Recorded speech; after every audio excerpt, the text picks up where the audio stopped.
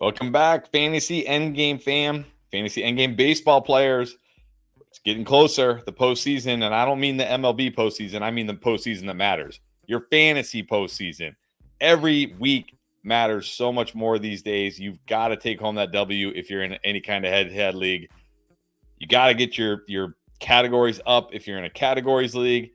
And if you're like me and you like to stream pitchers, then that means you got to pick the right to start pitchers every week, which isn't always as easy as it sounds, but we're going to give you the best ones for this upcoming week. And let's start with a guy very surprised he is still available in so many leagues, but I'm guilty of it. I'm one of those people. I've streamed Sean Manaea of the Mets multiple times this year, and then I just dropped him to the waiver wire, and there he is, still sitting out there. I think less than half of fantasy leagues or more than half fantasy leagues, he's available. He's got a 3.50 ERA, a 1.20 whip. Just went 7 scoreless with 11 strikeouts in his last game. And he gets the gift of the St. Louis Cardinals and the Seattle Mariners, who currently have the highest strikeout rate in the major leagues this year. So I grabbed him immediately. When I saw him as a 2-star streamer, it was immediate, like, I got to get him. How are we feeling about Manaea this week? Yeah, look, I actually will just come out and say this week isn't my favorite for 2-star streamers, and the last week or two haven't had the best of luck with all the streamers. It's been more hit or miss. I feel it's been really strong most of the season, and now it's when we see a lot of things start to shift and move. But there's not a lot of guys that kind of jump off the page really this week, but Manaea was the top. Like I said, his season stats are really solid. A mid-3 ERA, the whip is solid. He does get strikeouts. And like you mentioned, Seattle still strikes out a ton. Julio Rodriguez still not back. And St. Louis has been better, but let's not pretend they're all of a sudden a great offense. They're just okay.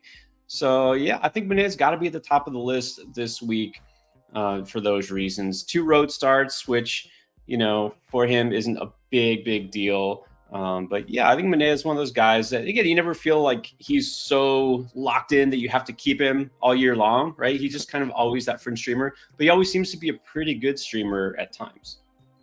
Yeah, I really feel like there's some guys I've streamed, when I see their name, I get PTSD from streaming them, but Manaea's not one of those guys. He's been pretty solid for me when I streamed him. So again, when I saw that he had 2 starts and I liked the matchups, I instantly, he was my number 1 ad as well. What about this? Harry can't believe fantasy baseball has come to streaming A's starting pitchers, JP Sears, who I also grabbed to start twice this week. But look, Sears has been good. 3.07 ERA, 1.06 whip in July. Just went 7 scoreless against the Giants, and he gets the gift of the White Sox, which is a gift for a starting pitcher. And then he does get Toronto, who, you never know. Sometimes Toronto can do some stuff on offense, and sometimes they're pretty horrible. But I picked them up. I'm feeling good about them this week. How about you? Yeah, it's funny you say that, Harry, because I had Sears number 2 on my list here. I know it's tough. Just get any Oakland pitcher in any way. Yeah, I get it. Look, I understand, but you got to look at the numbers. And I also want to say, because you look at Manaea and Sears both coming off good starts, right? 7 scoreless innings, both of them. I don't like to look at a guy who just had a great start, right? I want to get them before they get that good start. So this isn't a reaction to, oh, they were so good their last start, they must be good their next start, because a lot of times you don't see that. But look at the schedule. I mean, the White Sox, it's a gimme. I mean, we want to basically just look at the schedule at this point and see who can we stream against the White Sox. Well, unfortunately, the A's are the first team up this week. But Sears has been really solid overall the last few weeks, really. In July, an ERA at 3.07 and a whip of 1.06. I mean, those are numbers that are pretty good. He can get you some strikeouts. And, hey, it's the White Sox. He could get you a win. And Toronto, remember, Toronto at the trade deadline did some things that made their offense slightly less impactful, if that was even possible. Novo, Bichette, Turner's gone. Why not? You're going to stream against these teams, even in Oakland Day pitcher. All right, now a pitcher that I actually feel like might be the most talented of the ones we've talked about so far, but He just returned from, I don't know, being demoted for being too good. And he's been okay since he's come back. I'm talking about Max Meyer for your Marlins. Now, obviously, the big issue here is if you're in a wins league, it's the Marlins. So that's a big issue. But he gets a decent schedule this week. He gets Cincinnati in Miami. I think that's big because Cincinnati is such a good hitter's park, but it's in Miami. So that's a bit helpful. And then he gets San Diego, who, they can. Again, they're one of those teams, like I've streamed against them many times, and they're one of those teams I feel like they can be like off and you love it, or they can be on that night and you're like, oh, what happened? But I like the talent of Max Meyer. I've been holding him since early in the season when he was great. Like, he hasn't been bad since he came back. So what's the realistic expectations here for Max Meyer at this point of the season? Yeah, I mean, it's easy to expect him to just come up and dominate, but remember, he was languishing at AAA for months just because of service time manipulation. No big surprise there. All right, fine, Marlins, good job. You got another year out of him. Now let's see what he can do. He's going to build up more. They're not going to also be stupid and start, throwing him out there for 100-plus pitches every start. But he should be able to go 5 or 6. I mean, he obviously has had his innings restricted so far anyways. So we're going to start to see him a little bit better, I think, as he gets more experience. And then Cincinnati, this is actually a great matchup because, like you said, it's not just at Miami instead of Cincinnati's park. Cincinnati is probably more than any team stumbled out of the break. Since the All-Star break, they have scored fewest runs out of any team other than the White Sox. So the Reds offense is just another team right now you want to stream against if at all possible. And San Diego, yeah, you never know, right? This is one of those teams that they're either on or they're off. There's not much in between, right? But I feel good enough about Meyer. And that game also in Miami, so that helps. Yeah, it definitely helps pitching in Miami. And it also, I should say, does it help pitching in Colorado? And does it help streaming a Colorado pitcher who's only 10% rostered? Talking about Kyle Freeland. But look, okay, so let's first talk about the good here. I don't think a lot of people realized it, and I'm guessing not a lot of people have realized it. And by not a lot of people, I mean 90% of fantasy players. This guy has a quality start in 6 of his last 7 starts. He's got a 3.52 ERA in July and 32 strikeouts in 30 innings. That's the good. The bad, like I said, both games this week in Colorado, that can always make for some offense. Gets the Mets, who, again, Mets feel like another one of those teams where it's like one day they do nothing, you never know what you're going to get. And then he gets Atlanta, but that's a pretty banged up Atlanta lineup, not quite as good. So you feel good about Freeland, or is this getting to like the, hey, if you're willing to roll the dice, go for it range?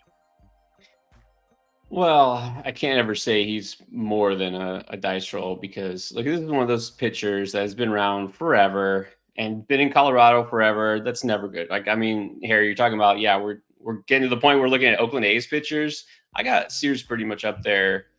This might be the first time, maybe the second time all year. I think I've actually recommended a Rockies pitcher. And this is in Colorado, no less. But if you know Kyle Freeland, again, been around for years, he always does this. Well, he always ends the year with a really bad ERA, right? That's just how he is. This is not a pitcher you really look for in fantasy. But he always has a stretch where all of a sudden out of nowhere, he looks dominant. He'll have like 2-3 starts where he's just shutting guys down. And that's extended farther so far this year lately. Like you said, last several weeks, he's been really on top of things. A 3.52 ERA in July, and he's actually getting you more than a strikeout per inning over his last 30 innings, 32 strikeouts. So I'm going to trust the somewhat hot hand, even though it's in Colorado. And again, going against the Mets and the Braves, fine. Those matchups are firmly in the middle, I guess you could say. The Mets are not hot on offense anymore. Atlanta, we know the deal there. So, and then they've also had one of the teams, one of the major's lowest team averages, and also one of the highest strikeouts over the past week or so. That Braves offense has kind of gone down. So, Yeah, it's obviously risky here, but you're looking for a quality start, then I think Freeland is serviceable. All right. And yeah, that strikeout thing is a good point. I actually did pick him up to stream him twice this week. And that was the thing that stood out to me. It was like, okay, at least the strikeouts are there, right? Like when you look at a guy like, I don't know, maybe JP Sears, or maybe Manea, who don't, give you a super high strikeout rate, you need them to like not get rocked. At least when a guy can give you a lot of strikeouts, if he gets rocked, it's like, well, he got rocked, but he gave me 6, 7, 8 strikeouts. So at least it wasn't a complete loss. So I'm gambling on Freeland for that reason. I'm also gambling on Andre Palante, who I actually picked up 2 weeks ago to stream him twice against you, and he only pitched once that week. So first of all, are we going to get 2 starts from him this week? It sounds like it because Lance Lynn just went on the 15-day IL. I know there was some worry that like, okay, he was going to lose his rotation spot, but now it looks like he's going to keep it. But also, you look at his last 4 starts, he's actually been pretty good. 7 innings pitched, a 1.29 ERA, got you a quality start early July against Pittsburgh, 6 1/3. Okay, 5.68 ERA, not great, but a 0.95 WHIP against KC. Faced Pittsburgh again, a 6 innings pitched. The week I was going to stream him twice against you. 1.5 ERA, 0.83 WHIP, a quality start. And then his last start here against Texas, 5 innings, 5 strikeouts. Did have a 5.40 ERA and a 1.80 WHIP, but he's actually quietly been solid, I guess. And now he gets the Mets and KC. So again, we down here at the dice roll range, but you feel good enough about him this week. Yeah, this is where it's like, okay, not many options out there. Want a guy who's going to go twice, could put up a good start or 2. And that's Palante. He's been very up and down. You look as a starter, because again, this is a guy who started the season in the bullpen and was actually going to be back in the bullpen, like you said, until the Lynn injury, especially because they just got Eric Fetty. And so that looked like, his time as a starter was done until Lynn got hurt. So I think he can get you by. Again, no guarantees here. And unfortunately, the strikeout rate isn't high, 18.5% on the season, but the ratio should be okay. He's not a guy that I worry about getting lit up. You know what I mean? I don't think he's going to really hurt you because even if he has one bad start, his second start should be good enough to offset it. So this is really more, I guess, kind of like a floor play. All right. Nothing wrong with that when you're streaming pitchers, honestly. Like sometimes you just want that guy who doesn't kill your ratios, can maybe go 6, get you that quality start, or maybe go 5 and pull out a win if you're in that kind of league. And then finally a guy, probably maybe the most talented on this entire list, but he's just coming back from injury. That is Jeffrey Springs of the Tampa Bay Rays. Did have his first start, only went 3 2/3 innings, gave up 2 runs, 6 hits, obviously easing him back into action. Gets a fantastic first matchup this week against the Cardinals, but then does have to face that very scary Baltimore lineup. So if you've been holding on to Jeffrey Springs all year, which I know a lot of people have, or if you grabbed him recently off waiver wire, if he was out there, are you ready to roll him out twice this week? I'd rather roll him out once if possible, if you're not in a weekly lineup league. And this is why he's got to be at the bottom. He's probably the guy on this list I'd want most to have on my roster, but the one that obviously last in terms of priority for streaming if I'm just looking for a streamer. And that's why the schedule St. Louis, okay, fine, that's not too bad. And then Baltimore, that's obviously not a great matchup, but it's funny. It always happens, right? Always. People are so excited. This guy talking about, we got to add Springs. He's coming back. He's going to be great. And then his first start is disappointing. We're like, forget that guy. So, it takes time. He wasn't that bad, really. He gave up 2 runs, 6 hits. It's just that he didn't go very far. Well, what do you expect? The guy hasn't pitched in over a year. Yeah, they're not going to push him. So he'll probably be a little bit better in St. Louis. So again, that first start, he might be able to go 5, maybe 6 innings. Again, could get you a win possibly. Although these days, Tampa Bay, you don't exactly think win. But he should be okay. And it's just that Baltimore start is a little bit scary. But overall, I think that, again, if you're looking for somebody with upside who knows, maybe he'll pull out a couple of good starts, I'll put Springs down there.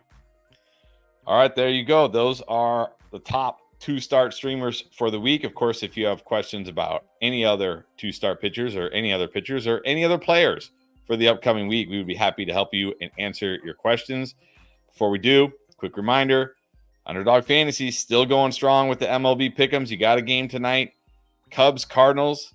Man, you know what this reminds me of?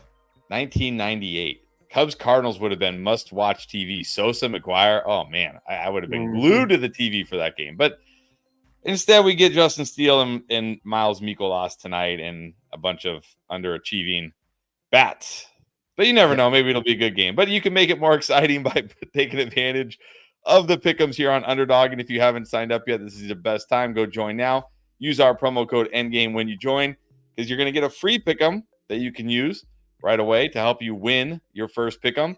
And you're going to get up to $250 bonus cash. And of course, fantasy football is right around the corner. If you play fantasy football as well, they've got drafts going on right now, like 24/7. You could be drafting fantasy teams, potentially winning millions of dollars if you're lucky enough, or even hundreds of thousands, or even thousands of dollars if you're lucky enough. So check it out, Underdog Fantasy. Use our promo code ENDGAME to get that special pick and deposit offer, up to $250 bonus cash. All right, we're going to get to your questions. As always, we will go in the order that they came in.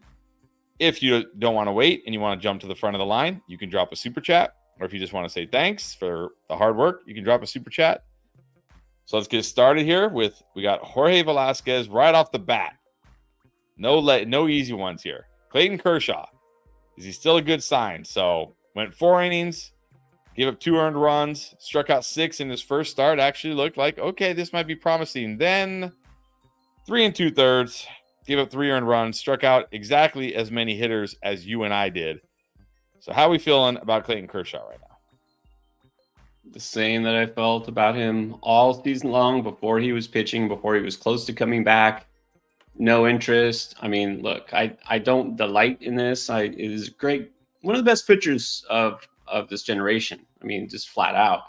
But I think it's over. I think it's pretty clear, not the same guy. Some pitchers as they age can get by, just with their off-speed stuff, like less on the fastball and doing, but this is just not the same pitcher physically. And it's just not worth the risk. Whatever upside you think is still in there for Kershaw, it's probably not. And whatever risk is still there, it's probably higher than you think. So I'm sorry. No interest for me. All right. No interest in Kershaw. What about Tanner Houck? Can we interest you in Tanner Houck? Dexter saying he was dropped. Is he worth picking up? Now, Tanner Houck, his last 4 games, has given up at least 3 earned runs in all 4. And he's only struck out more than 2 batters in one of those games. But he has gone 6 innings twice. So if Tanner Houck is sitting out there on your waiver wire, are you grabbing him? Well, funny you ask about it, because tomorrow's video, he's going to be one of the very first to mention. I hate to not answer completely the question, but I am going to go into more detail about how as far as that. Now, if he's out there, do you pick him up? Yeah, I would still pick him up, because it's always worth it. I know he's been on a big time downslide. But for now, I would still say if he's out there, pick him up, as long as you're not dropping anybody. I don't know who you'd drop to get him. Obviously, I wouldn't drop anybody who's one of your, every week must start pitchers, but I think it's still worth stashing him. And then you don't have to start him again. Just because you pick up a guy doesn't mean you have to roll him out there in your lineup. You can put him on the bench, see if he turns it around, and then if not, then you just drop him again. There you go. And then he also wants to know, should he be looking to move Garrett Crochet? Dexter, you must be telepathic. You read my mind, or you're reading my notes. He's the other starting pitcher I'm going to talk about tomorrow. And tomorrow's video, is always the panic video on Monday. If these are guys you're worried about, obviously you're worried about them. It's Crochet.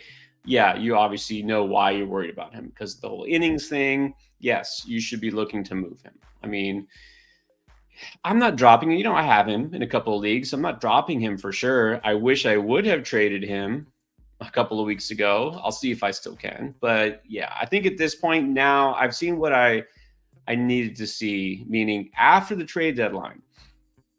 Now that we know he's still going to be with the White Sox, unfortunately, and And again, okay, wins, yeah, that's gonna take a hit. But he's been fine even as a White Sox all year. But now that they don't have to worry about like preserving him, not risking injury because of a deal, he still only went 4 innings. So yeah, I'm moving him because I think the days of him going 7 innings plus, I think those are over. All right. Trade him if you can. All right, Jahoney, what is up? Thinking about picking up Joe Musgrove or Tyler Mahle? Mahle, is that how you pronounce it? So, Mahle. So, latest report on Joe Musgrove, he's about to start a rehab assignment, and Mahle is looking like sounds like he's gonna make a start early this week. So, are you picking up either of these guys? I'm not, because again, Musgrove is a guy who's been really good the last couple of years, but at what point this year, even when he was healthy or at least pitching, was he effective? Was he helpful to fantasy teams? He hasn't been. This just has not been the same guy. When you constantly have this many injuries, pretty serious injuries too. I mean, just because it's not Tommy John surgery doesn't mean it's not serious injury. He's been out for a while, both early and late in the season. And this is an elbow injury. Now, I'm not doing it with Musgrove. And then Mahle, not just that he's been gone for so long, but again, this is a guy I feel like honestly has been very overrated the last couple of years, both in real life and in fantasy. I'm going to be completely honest. So I don't really have much interest in either one. All right. The answer is no. All right. Jacob McDonald, what is up? Wants to know, would it be crazy to offer someone Tyler Glasnow for Jake Flaherty? Straight up. Pitcher for pitcher. And now Dodger for Dodger. Dodger for Dodger. Wow. This is teammate on teammate violence. Wow.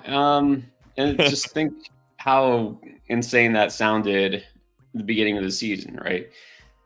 I think I still prefer Glasnow. Here's the thing. Both these guys obviously have big red flags in terms of injury risk, because not only have they been injured this year, but that's what their careers have been marked by, right? Just constant injuries. But I just want to see the upside here in Glasnow. I think it's still higher than Flaherty. Flaherty looked great. His first start as a Dodger, obviously. I don't know, because that back is just a little trickier. It's one of those things that can act up at any time. It just makes me a little more nervous. I'm more nervous about Flaherty than I am about Glasnow. And I still think at his best, Glasnow is a little better than Flaherty. So it's not crazy. No, it's not crazy, but I prefer Glasnow. All right, go with Glasnow. All right, Harry's got a super chat in a 12-team league. Possible super utility. Second base, third base, shortstop. So I guess he's looking for somebody that qualifies at multiple infield spots. Any replacements for Luis Rengifo? All right. Yeah, he just went back in the IL again. So, I mean, not knowing who is available in your league, let's just assume, 50% and under. That's why you usually kind of go with it as a threshold for like waiver wire, right? 12-team league, figure guys who may not be owned. I mean, obviously Xavier Edwards should be owned everywhere. He qualifies at second and short, but I don't know. Perdomo is definitely going to be available in your league. He's been picking up lately. He's not giving you power, but he is hitting for average. He's in a good team. So I'd say Geraldo Perdomo for Arizona is a decent option. Clements, actually in Toronto, not exciting, but he's been quietly pretty effective. And in fact, I think today he was hitting leadoff. Now, George Springer got the day off, but still, Clement has been in the lineup pretty regularly at third base. So Ernie Clement is kind of an interesting option there that you could go with. Let's see. I don't really want to go with Merrifield. I don't think he's going to play every day. And I don't want a guy who's a super utility necessarily for his team, if you know what I mean. Like a guy who's not in there every day, because then you never know whether you can use him or not. That kind of defeats the purpose. So you might want to pick up the guy who does play pretty much every day. Willie Castro is available in a decent amount of leagues. He hasn't been as good lately, but he's effective. So those are the names that I would say probably should be at the top of your list. I know at least one of them will be available. That's for sure. All right, there you go. Good luck, Harry. All right, Uwe2K, what's up? He wants to know who's a better ad, Jackson Churio or Colton Cowser? And would you drop Bogarts or Vientos for either of them? I think didn't he ask us about this last week? Or at least a couple of these guys. I'd still add Churio. I mean, he's been hitting really well since the second half. This guy's got experience now. He's maturing. They're putting him higher in the lineup, of course, partly out of necessity with Christian Yelich out, unfortunately. Bryce Terang has slowed down. So, he was hitting 9th today, I think, or was it yesterday? So I'll go Churio. I like Hauser too, but I'll go Churio.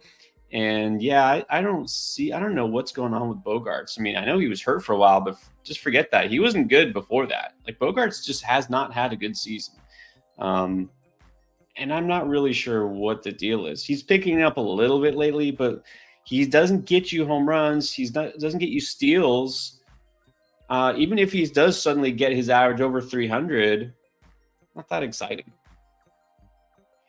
All right, there you go. Thank you, Uwe2K. And then Super Dave, what's up? Wants to know, catcher question, Moreno over Alvarez right now. Moreno has been hot. He's been hot, but he doesn't get you power, right? Like, just at all. That's never been his game. And I think this is a little bit more about need because Alvarez, of course, has that power. Doesn't always hit for average, but Alvarez has been pretty good for the most part. I do notice that Moreno doesn't get as many days off. And so I think that is important because Alvarez gets spelled more. He's got a good arm, but he's not necessarily as good defensively. And Alvarez has been pretty cold lately. So right now, I think I have to go Moreno. All right, go with Moreno. So, yep, Moreno over Alvarez. And then Dexter saying, wow, a lot of drops in your league, Dexter. Somebody dropped it, Ronel Blanco as well. Should he pick him up? Now, Blanco, I know some people are worried about maybe an innings limit because I think he's pitched way more innings this year than he's ever pitched in his career or close to it. He hasn't gone 6 innings since July 14th, but he's still striking out a lot of batters and not giving up a ton of runs. So you picking him up if he's out there? I mean, I did talk about him on the Panic video not too long ago, but again, I don't know that you need to drop him. And if he's out there, I'd pick him up. I mean, I think he's fine. I don't feel like he's going to get shut down. The Astros need him. I don't feel like he's going to see a big drop in innings. He really hasn't gone as deep into games lately because he hasn't been great, right? That's the bottom line. He just hasn't been as good, but he's still getting you strikeouts. So he's not hurt. Nothing wrong with him. Same thing I said before. You pick him up as long as you're not dropping anybody superior to get him. All right, there you go. And then CB420 Brown. Would you keep Cedeno Rafaela, or look for a better batter, or even Rengifo? But isn't Rengifo injured now? Yeah, he's on the IL. I'm keeping Rafaela. I mean, no reason not to. I feel like he's still undervalued in fantasy. He's getting you power and speed. Batting average is okay, but he scores runs even at the bottom of the order. He drives in runs. Yeah, I'm keeping Rafaela. All right, keep him. And then, oops, 61869 wants to know, is it time to give up, I assume, on Joey Ortiz of the Brewers, who's been struggling lately? Yeah, he's been struggling. I mean, he's fine. He's a guy who, again, he's just, for fantasy purposes, so far this year, I think he's got more in him, but you got to remember, this is still a young player, seeing, full-time action for the first time. He's just okay for fantasy purposes. So can you give him up? Yeah, you can give him up. You can go for a player who gets you more in terms of power or speed. So, and that Milwaukee offense, again, it's going to take a little dip. Not just that Yelich is out, but also William Contreras, who had been super high, was their best hitter. He's kind of come back down to earth since probably early July. That offense isn't clicking like it was earlier in the year. All right. So if you need to move on, go ahead and do it. All right. Another one from Dexter.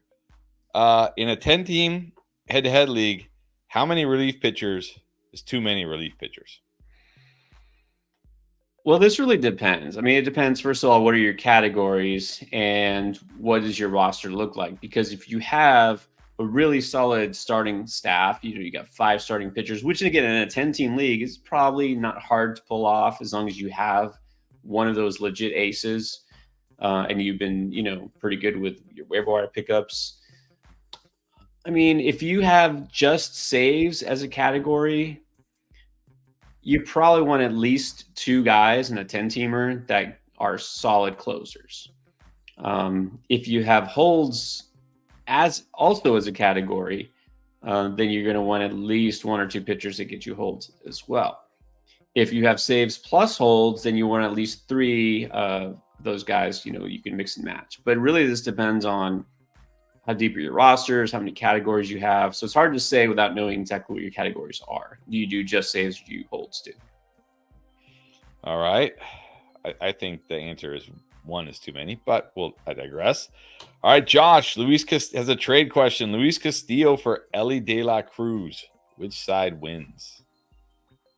I'm going to go with Ellie. I mean, you got the guy who's leading the majors in steals. That's a win. Who also has power and also scores runs and drives. Yeah, so I like Castillo, but, it's a lot easier to replace a starting pitcher like that, who is still high-end SP2, high-end, than a guy like Ellie. It's really hard to replace a guy like Ellie. So give me Ellie. All right, and then Uwe 2K is Hayden Birdsong, a 2-star pitcher this week. I'm glad you asked. I talked about him on waiver wire. I picked him up in our league, I think, in one of our leagues. What I actually thought he was going to get activated earlier, but apparently they waited. So he's supposed to get called up for Tuesday. And if he starts Tuesday, then he could also make a second start. This isn't official, though. So this is just speculation. So that's why he hasn't been on the list, the way we didn't talk about him, because this is just what, is believed that they're going to do. But in fact, let me pull up the latest thing. I just saw this. He's going to supposedly, the Giants manager, Bob Melvin, said he's going to join the team on Tuesday. So he's starting Tuesday against the Nationals. Pretty good right there. And then after that, I mean, it's not a lock because if he gets rocked on Tuesday, he might not be around for his next start. But if he does start Tuesday, then he could get a second start against Detroit. That would make him probably one of my favorite 2-start streamers. So if he's out there, though, I would pick him up. Yeah, definitely. I was looking at him. Well, you already have him in our league, unfortunately, but so didn't matter. All right, TD Meeks. Okay, what's going on with Mackenzie Gore? This guy, I had him pretty much all season, felt great about him, and then he started to struggle. I dropped him. Somebody else picked him up, and I was like, oh, man, maybe I regretted it. And then he dropped him, and now he's just sitting out there. And look, Mackenzie Gore has has a pretty good 2-start schedule this week, and I couldn't do it. What's going on with him? Same thing. I looked at that, and I looked at it. It's like, does the schedule even matter? No. Look at his last 5 starts. It's he looks like he didn't just hit the wall. He looks like he ran into it full speed and has not gotten himself back up. I don't know why. He's not like one of these pitchers who has never thrown this many innings in a season. He just looks like he's just done. Like he's tired. I don't know what it is. But I really don't care what it is. Whatever it is, I'm not taking a chance here. I mean, he seems like he needs to figure something out. All right. Super Dave, I'm with you here. Is Michael King starting next week? I know he got scratched from, I think he was supposed to start yesterday or today. They did not put him on the IL. They just said they're going to move his start back to next week, apparently. But have you heard anything about Michael King? What does it say here? Well, it's iffy, right? It's up in the air right now. He's day-to-day. It sounds like he might start. And if he does against Pittsburgh, yeah, I do want to start him. So I would think that if it was serious enough, then they would have put him on the IL because they've known for, long enough. So I'm going to say tentatively, I would assume you should start him. Just keep him in that rotation And if he sits, he sits. Oh, well.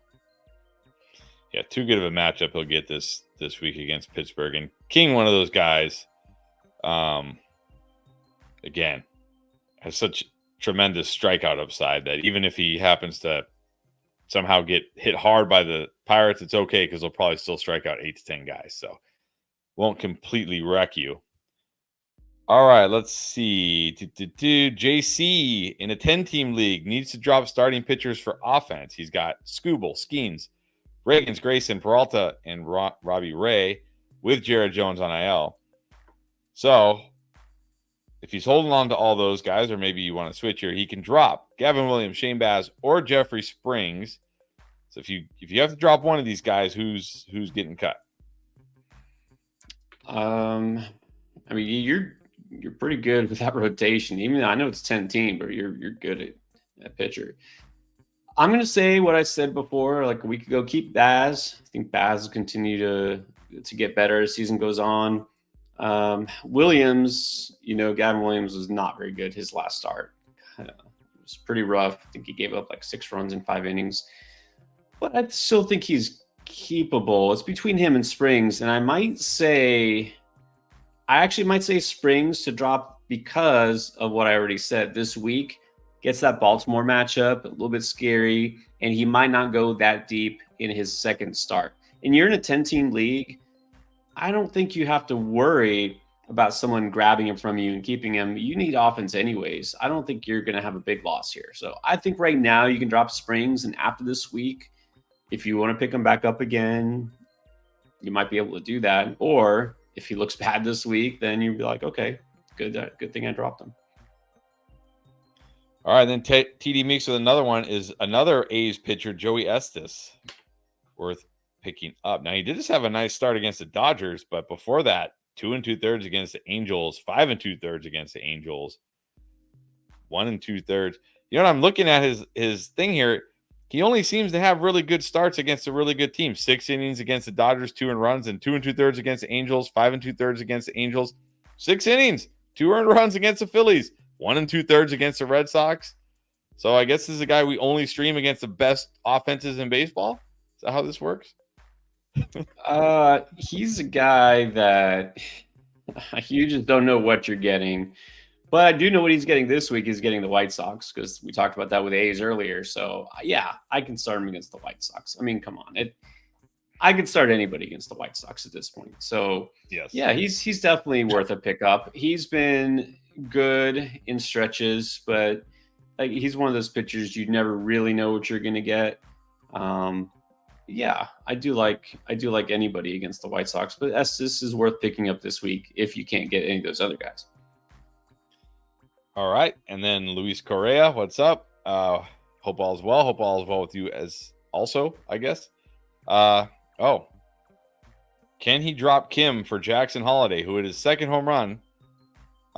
Kim's still out there, but he said it's tempting because Kim has been cold for a while now and Jackson is heating up. So, who do you prefer? I think you can go with Holiday at this point. What we've seen, he's ready. I mean, I don't know. You feel like he's much more ready than he was last time around. Gee, he had 0 hits the last time. Or did he get? No, I don't even think he got hit last time. So certainly he's more ready. He's not just getting hits; he's getting home runs. I mean, He looks locked in. Yeah, I'm gonna go with the number 1 prospect in the game on one of the best offenses in the league. Kim has not turned it around. I mean, obviously he gets you steals and the speed is better, but I don't know. The whole Padres offense is super frustrating, but I would do this. Go ahead and pick up a Holiday. I'm surprised Holiday's even still out there in a lot of leagues. Yeah, same. All right, Tristram making an appearance. What's up? Wants to know, do you have any faith in Robbie Grossman rest of the season? He's been hitting lately. Only if, and I know Tris does play in some leagues that use OBP instead of just average. If you're in a league that uses OBP, then yeah, he's got some value. Rest of the season, I can't go that far.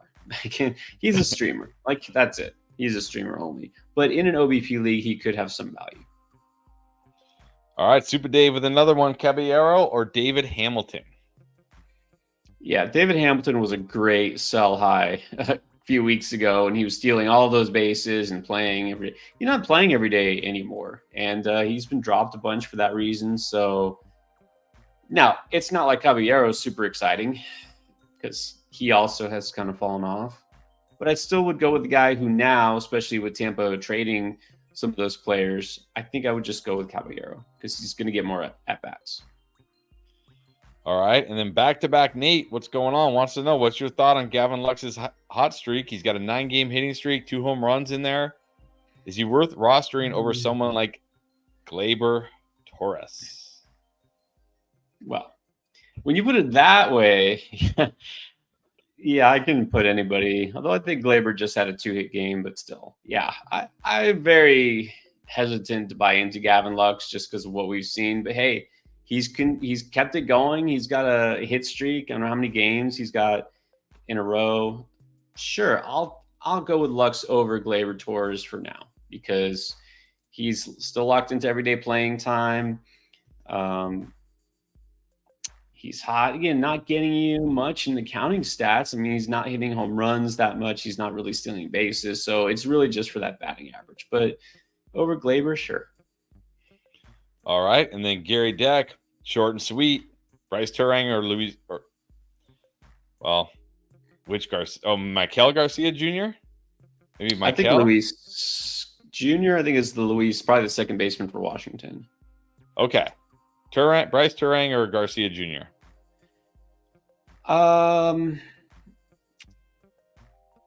This is close. I still like Bryce Turang. He's definitely cooled down. I already mentioned that with the Milwaukee offense. Garcia has been pretty hot lately. I think if you're not desperate for steals, I think right now I'm going Garcia Jr. You know, Turang is still solid, but Garcia's been hitting, and we know he can hit. He gives you more power upside. So right now, I like Garcia. All right, and then Malcolm wants to know, should he drop Luis Robert Jr. for Ceddanne Rafaela? I'm not dropping Robert Jr. I still see Robert as a buy low. I do want Rafaela if I can get him, though. Is there probably somebody else you can drop? I mean, imagine there's somebody you can get him for, but no, don't drop Robert Jr. I think that'll be a mistake. All right, and then Dexter with another one wants to know about Hayden Birdsong. We talked about him a little bit. Would you stream him against the Nationals or Sears against the Sox? That's tough, and we didn't mention Birdsong at the top, but yeah, I picked up Birdsong. I could have picked up Sears, so I guess there's your answer. I'm going Birdsong. Just more strikeout upside. He's been great. He's one of the Giants' top pitching prospects. So I know you want to stream anybody against the Sox. JP Sears is still one of my favorite 2-start streamers. Again, if Birdsong is for sure locked into that start on Tuesday, which it sounds like he is, give me Birdsong. And if he gets a second start, even better. All right, there you go. Go with Birdsong. Matthew wants to know about Yandy Diaz. Is his injury bad? Looks like he left the game today with a bruised wrist. Left wrist contusion, which is a fancy word for a bruise. Fielded a sharp ground ball off the bat of Yordan Alvarez that struck him in the wrist. So that doesn't sound too bad. X-rays came back negative for any fracture considered day-to-day. Well, that doesn't sound serious. I think the other I guess here's the thing. If he doesn't go on the IL, there's no need to worry about dropping or anything, right? You just keep him on your bench for a couple days. He's starting to pick it up a little bit on offense, so I don't think you need to drop him. I don't think you need to worry too much right now. I don't know who else you got in your IL, but no, it doesn't sound like he's going to miss, multiple weeks or anything. But I guess we'll find out tomorrow. Yes. All right, then Dexter again. Jackson Holiday or Xavier Edwards? Ooh, the top prospect in Baltimore or the leadoff guy for the Marlins? Look, I've been talking up Xavier Edwards for weeks. I got tired of telling you you should have picked him up weeks ago. He has been great hitting and now stealing bases. I can't put him over Jackson Holiday, and Jackson Holiday is hitting for power, and Edwards won't hit for power. I mean, you could look at it this way: what do you really need, steals or home runs? Man, you just get to pick. Was he in a 10-team league? Is that what it was? Yeah, I think so. Okay. And it's got to be Holiday, but man, I wish you could get both. All right. What about Marcus? Are we doing a football stream tonight as well? Yes. After this. Yep. Underdog. Super Dave's in a bunch of slow underdog drafts. Nice. Okay, back to back, Nate. Back to the baseball questions. Oh, that's why we're here. Are you still holding River Ryan? He looked good versus Houston, but didn't have the best start today. I'm looking today. If I'm seeing this right, he went 5 1/3. No. Oh no, sorry. I haven't seen. No, what did he do today? Sorry, I'm looking at old one. So he was pretty good his first 2 starts. What did he do today? Let's see. It wasn't that bad. He went. I mean, it was Oakland, so you just expect domination. But he 4 2/3 innings. But he wasn't bad. It wasn't bad. He just didn't go deep. So I think you can hold him, right? You can hold him. I don't overreact to one start in general. He hasn't gotten hit hard since he's been called up. Or he said, I'm not very confident in Clayton Kershaw. Honestly, what they should do, I know they can't really afford this. They don't have the luxury of doing this because everybody is hurt on the Dodgers rotation, but they should just make him a long or middle reliever. Honestly, Kershaw just doesn't need to be starting because you're going to go to the bullpen anyways. But anyways, I would just say, yeah, you can still hold him. All right, then here's a good question from Tristram, but it's for me.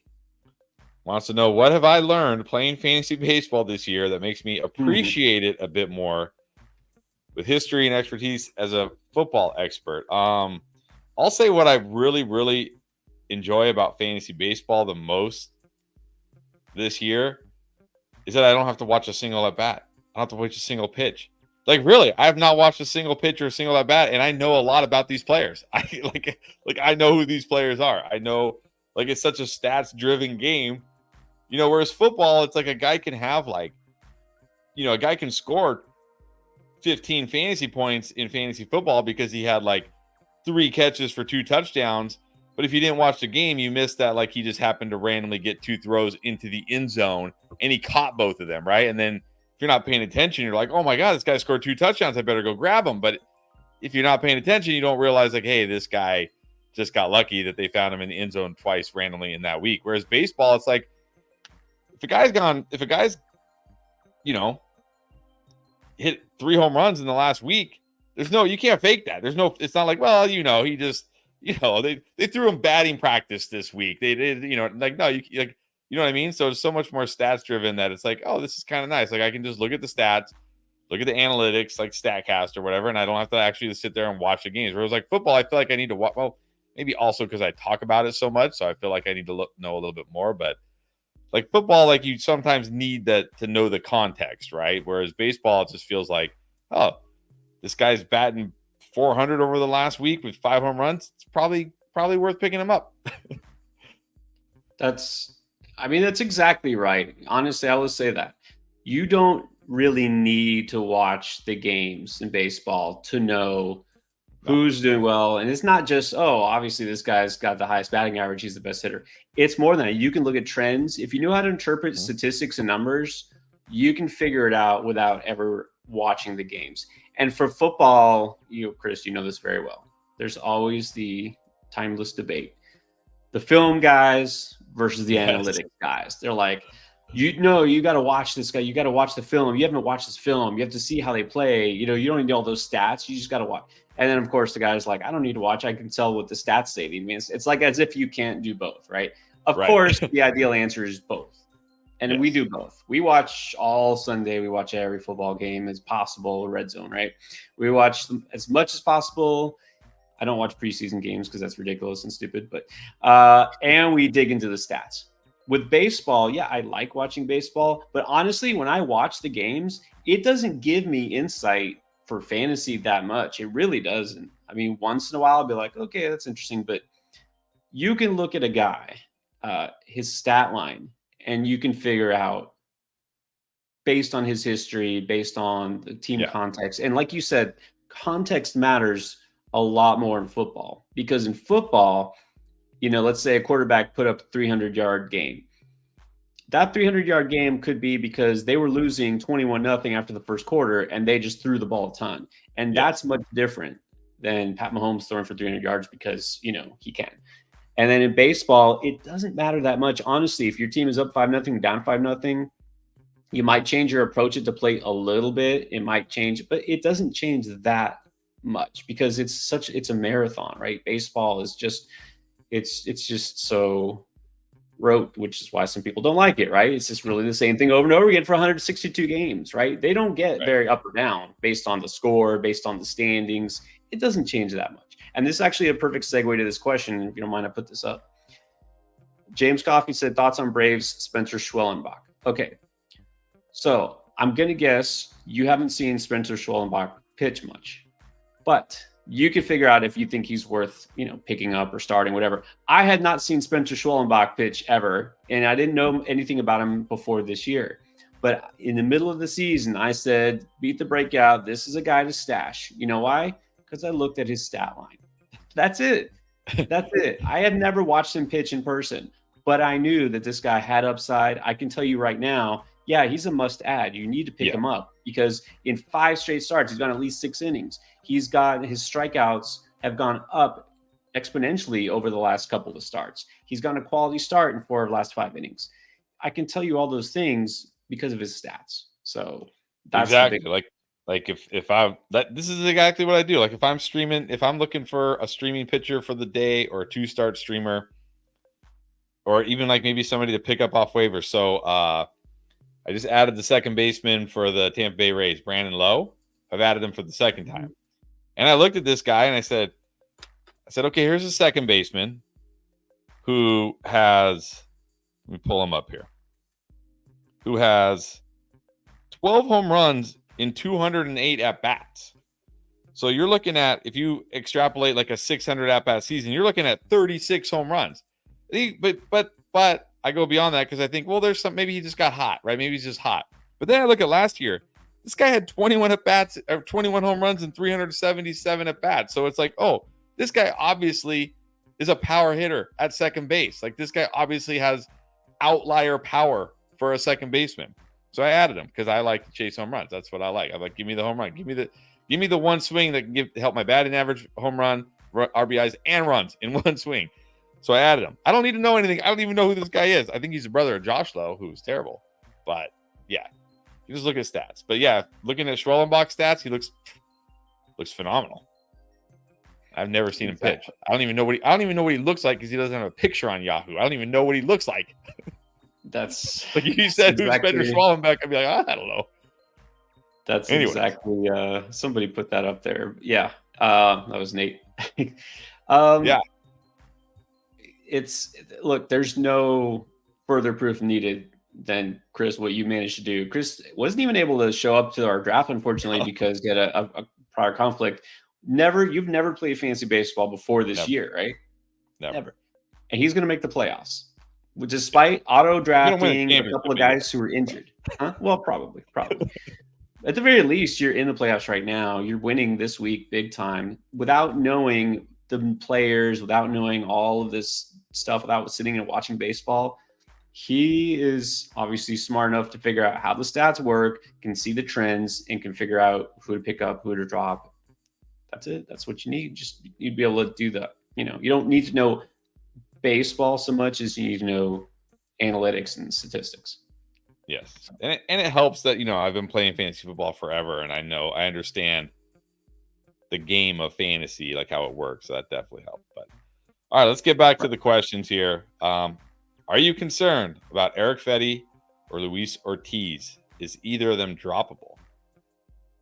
Well, I'm not too concerned. Fetty, his Cardinals debut wasn't great, but let's see how he does this next time. I think he's pitching in a couple of days, so not too concerned yet. Ortiz, it's one of those guys. Just when you're fine, let's buy into him. And of course, as soon as you buy into him, he looks bad. But let's not let one bad start skew what he had done for the past several starts. So, yeah, I think Ortiz is droppable. You definitely don't have to keep him, but I don't think you need to drop him. All right, and then Gary saying he's holding on to Michael Harris on IL. Do you have any faith? I mean, it's hard. The faith is being reduced with each day. I thought he was going to be back. I mean, from what I had understood, it would be in like mid-August at the latest. He still says, okay, confident in mid-August return. That's next week, so we'll see. I would hold on to him though. I mean, if you've held on to him this long, you want to hold on to him now. And then what about another injured player, Heliot Ramos? Is he going on to the IL? Heliot Ramos, another player I'm going to talk about for tomorrow's video. It's a sore thumb. I don't think he's going to hit the IL. Of course, I don't really know for sure. I haven't seen anything that makes it sound like he is on the IL or headed to the IL. So my guess would be no, he might just sit a couple more days, but the swelling doesn't subside. You know, if they feel like he just is going to sit out a few more days, then they might as well put him in the IL. So I'm not going to say definitely no. All right. And then we did talk about this a bit earlier, but Wilson probably joining us a little bit late. Is Garrett Crochet officially toast? Will he ever pitch 5 innings again this season? That's great question. Both great questions, Wilson. And you know what? I don't think those two have to go together. He might not pitch 5 innings this season because he hasn't been. But that doesn't mean he's toast in terms of fantasy value. Because if he goes 4 innings, okay, yeah, like you obviously are not. It's not possible to get a win if he doesn't go 5 innings, right? It's not possible to quality start. But he still strikes out so many batters, and he still could help your ratios. I mean, think of it this way. There are some guys I know who do kind of a strategy, like a bullpen heavy strategy, because someone asked earlier, I think it was Dexter, like, you know, how many relief pitchers do I need? It really depends. You don't need to have a ton of starting pitchers. Some people do that, but if you have some really good relievers, you can kind of build what's called like a Franken ace, which shout out to JB Branson, who coined that term, I think. You put together guys that can get you innings and build up strikeouts and help your ratios. You know, you could get 3 or 4 relief pitchers that make up basically an ace starting pitcher caliber. So Crochet could be sort of that for you. You know what I mean? I mean, yeah, you can't depend on wins. Obviously, that's out the window. But I don't think I'm dropping Crochet, even though I don't feel like he's going to go 5+ innings. What about this? He's also asking, would you offer Crochet for Ben Joyce? I mean, only if you're desperate for saves. I would rather keep Crochet still. All right. And then back-to-back Nate says he's getting very concerned about Kyle Tucker. So yesterday, manager Joe Espada said in response to a question about him returning before September, it would be too aggressive for me to say we'll have him by the end of the month. So we're looking likely a September at best return for Kyle Tucker. Are you also getting concerned here? Oh, it's beyond the point of concern for Tucker. Now it's just I don't know, indignation. It's just sad desperation. This guy wasn't supposed to miss this much time, and now we're looking September, and then even then, they didn't say, well, yeah, September 1st. No, now it's like that's the minimum. Like the earliest he's going back is September. By the time he comes back and gets in a groove, your fantasy playoffs are already in full swing. So you obviously can't drop him. I mean, you just stash him in IL. And what else can you do? I mean, what do? You can't drop him because he's too good. You can't trade him because who's going to take him? So yeah, I mean, it's frustrating, but it's not much you can do. All right. And then before I put up back-to-back Nate's question here, Nate, my answer is a resounding yes. This is exactly what I will be doing next year when I finally draft my own fantasy baseball team. So the question is, have you ever waited until the 10th round, to draft a starter and focused only on offense? Saying 3 of my top 4 pitchers came off waivers, considering doing it next year. Well, have I done it? Yes. I don't actually, you know what's really unusual for me? I don't even know if I ever have drafted a starting pitcher in the first round. Maybe a long time ago, maybe a long time ago. And then second round is too early. I might take what I usually do is to kind of equate this, I guess, to football is like that anchor SP. I'll take one starting pitcher who I feel is an ace who isn't super risky. Haha, as if any of them are risky. And then I'll take one guy in like the third or fourth round, and then I'll wait till round 10. But I have done it. This was trendy a few years ago, right? When they were like, oh, the pitchers are getting hurt, they're too risky. And their ADP got pushed back. So you didn't have to worry about it because nobody was taking starting pitchers super early. And so I have done a draft where I waited to get my first pitcher until like round 9 or 10. It didn't turn out great just because then my starting pitchers I had didn't turn out that great in the end. But I think also I knew far less about streaming back then. And this was a different time. This was back when starting pitchers did typically go 6 or 7 innings, and it was harder to pick up streamers. There weren't as many readily available. So I think it's very doable these days, and I definitely think that's a good idea. Now, I'm not saying you absolutely shouldn't draft a starting pitcher in the top 10 rounds because, look, if you got a guy this year, it's kind of like running backs in the NFL. If you get the right one, then no, you don't want to wait to get those guys. Or it's just by getting the right one. You don't know who's going to get hurt or not. But if you took a guy like Corbin Burns, you're not disappointed. He went in round 2, maybe round 3. You're happy you got Corbin Burns and you went pitcher early. If you got Tariq Skubal, which is like round 5, you're doing backflips. He is totally surpassed return on investment there. Not that many more, though. Not that many more that really were worth drafting early. Tyler Glass now until he got hurt. So, look, I'm not going to say, I know, Chris, you've already locked in. You're basically like, I'm going to be the streaming king next year. I'm going to punt. You might even punt closer. You're going to punt closers too? I might. We'll see. But I think that's a good point here. And I think if you've been playing fantasy football for a long time, that maybe was it like 10? Has it been like 10 years now since like zero RB was all the rage, right? It was like, man, geez, probably. Flies. But I think, and zero RB still works great in football if you're in the right league and you do it right. But I think one thing that people don't, and I think it's probably the same here. Now, take this with a grain of salt. I've never actually drafted a fantasy baseball team because I had to have the computer draft me, and it drafted half, 2/3 of my team was on IL at the start of the year. It was ridiculous. But I think if you're going to do this, kind of like if you're going to do zero RB, you have to go in with the mindset of, I am going to attack the waiver wire every single week with relentlessly. Like, I am going to stream. I am willing to stream week in and week out. And sure, look, if you happen to like hit on a streamer like a Jack Flaherty this year, right, who was like maybe wasn't drafted in your league, then who's pitching well, and hold on to him. But you have to go in with the mindset of like, I'm willing to stream every single week if I have to kind of Frankenstein together a good rotation for that week. So I'm guessing a lot of people who do this maybe don't want to stream, and they just think, oh, I'm just going to draft late round pitchers, and then their pitchers are terrible, and they're like, well, that doesn't work. You know what I mean? Kind of like zero RB, people would draft all these late round running backs who were terrible, and like, oh, zero running back doesn't work. It's like, yeah, you got to like work the waiver wire. You got to have those handcuffs. You got to, you know what I mean? So, and you actually, another thing I think a big mistake people made with zero RB, and they probably make with this strategy, is you can't get to like round 5, round 6, and then get scared and be like, okay, I'm just going to take a starting pitcher because I'm too scared now.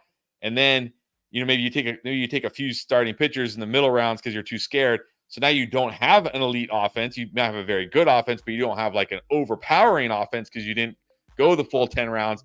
But you also don't have great pitchers because you waited till like the middle-ish rounds, and then you're just stuck with this not very good team. And I think that happened for a lot of people in zero RB too. It's like, I'm going to do zero RB, and then they get to like round 4, they don't have a running back, and they're like starting to sweat like the guy in Airplane, the pilot in Airplane. And they're like, screw it, just give me a couple running backs. And then they end up with not fantastic receivers and not fantastic running backs. They're like, oh, this doesn't work. It's like, no, you just didn't do it right. So I'm going to do this. And look, I have no fear. I mean, first of all, it's fantasy baseball. You shouldn't be scared. But second of all, it's like a fantasy sport. It's not like life or death here. But I've done Yeah. zero RB so many times, and all I do this year is stream pitcher. Like I use almost all my waiver claims on pitchers. I am not scared to stream at all. So I know I'm going to do this. But I think, again, you have to go into it with the mindset of like, okay, I am relentlessly going to stream week after week. Hopefully you hit on some of those streamers who can be like year-long guys, like I said, like a Jack Flaherty or whatever.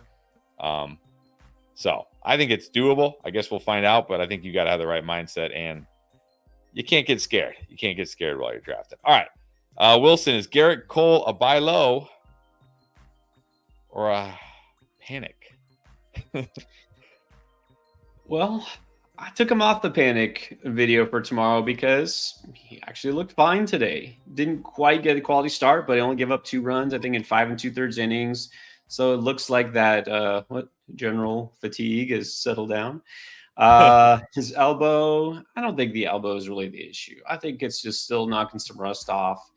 It looks like we're okay. We're avoid the worst, but I will say this: overall, the metrics say he doesn't quite look like the same pitcher as last year, and obviously the injury might have something to do with it. So his swing and miss stuff isn't quite what it has been. So I don't think I can call him a buy low. No. And not necessarily because of the elbow specifically, but just because I don't know that we can expect ace type stuff the rest of the way. I think he'll be fine. I don't think you have to panic anymore if you have him, but I'm not going out to buy on him anymore. Now that I've seen what I've seen so far this year. All right, then Super Dave. Speaking of a couple guys, I think that might be on the panic video. Is Kimbrel worth an ad after Sewald lost his job, but still is getting holds? Both of these guys will be on tomorrow's video. And I will say if your league does use holds, yeah, you can keep Sewald. This looks like it's really just going to be a committee approach because they got Puck for a reason. Puck, obviously, closer experience has been good lately. Sewald, it doesn't mean he'll never get a save again. This is just a temporary thing, we think. Although not encouraging that today he was used in the 6th inning, but he could still get holds. And it's just going to be one of those mix and match things. Kimbrel, if you need saves or holds, yes, worth an ad, because even if he does lose that closer job, your league counts holds, he still has value. Kimbrel just always does this. He has the patch where all of a sudden he looks like he's toast, and then all of a sudden he's fine. I don't know why, but he does this. All right, then we got a few more here, but we are running over time. And we do got to do a fantasy draft, so maybe some semi-rapid fire. Uwe 2K, better relief pitcher ad, Jose Buto or Ben Joyce? Ben Joyce, definitely. All right, definitely Ben Joyce. DJ Andre LLC, what's up? What do you do with Bryce Turang? You holding him or dropping him? I'm holding him because he's still running. He still gets you your stolen bases. Like I said, that Brewers offense is kind of in a downswing, but Turang's locked into the everyday second base job. He's still getting you some counting stats, so I'm still holding him. All right, Alberto O wants to know, what do you think about Luis Garcia as a bench bat? He's playing right around his expected stats, so it seems legit. Yeah, I got Garcia in one league for sure. I kind of streamed him off and on in another league. Yeah, I like Garcia. He's got a little bit of pop. He's locked into that second base job too. Washington's offense, Chris knows, is picking things up lately. They're legit. Just wait till Dylan Cruz comes up. So yeah, I like Garcia. And then Tristram wants to know, in a keeper league, are you abandoning Zach Geloff or are you holding out hope? Really depends who your other keepers are. I do have him in one keeper league, and I'm on the fence. I mean, we'll see. He's not going to cost me too much, but he might not make the cut at the end of the day. So I think you can hold on. Let's see how he finishes. We still got time here in Oakland. He still can show and prove something. All right, and then we got JC saying, I hope Paredes is on your panic video. Super Dave, Paredes, 098 average the last 30 days. Alberto O saying his StatCast is the best with a laugh emoji. I'm guessing it's not great. So you'll have to tune in tomorrow to find out if he's on the panic video or not. Yeah, spoiler, he's not, because I talked about All right. him last week. Now, last week I talked about him as a buy low. I might back off of that soon, but for now, I'd say let's stay patient. Let's see what he does. All right. Stay patient with him. All right, there we go. We are all caught up. Appreciate it. Went a little over today, but it was a lot of fun chatting with you as always.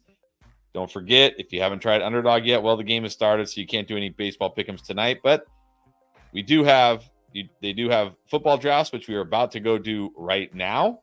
If you want to go join us with that, or if you just want to try them out yourself, you can see here all the football drafts going. Look at that, $1 million in prizes, 15 million. Of course, they have entries from as low as $5. I know they throw up like $3 ones up there. Sometimes you can do for tournaments.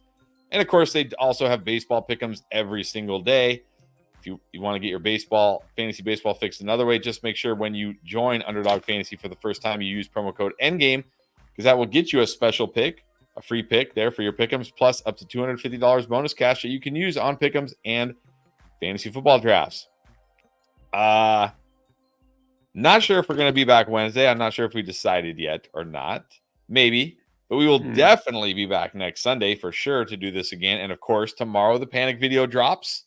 We'll see who's on there. Of course, we got Beat the Breakout on Tuesday, Buy Low on Wednesday, and then, of course, get you ready for the week ahead with Waiver Wire. So make sure you check that out. If you haven't subscribed yet, I don't know what you're waiting for. Go ahead and do that. Hit that bell notification. Appreciate you, everybody. Enjoy the rest of your Sunday night. We'll see you next time.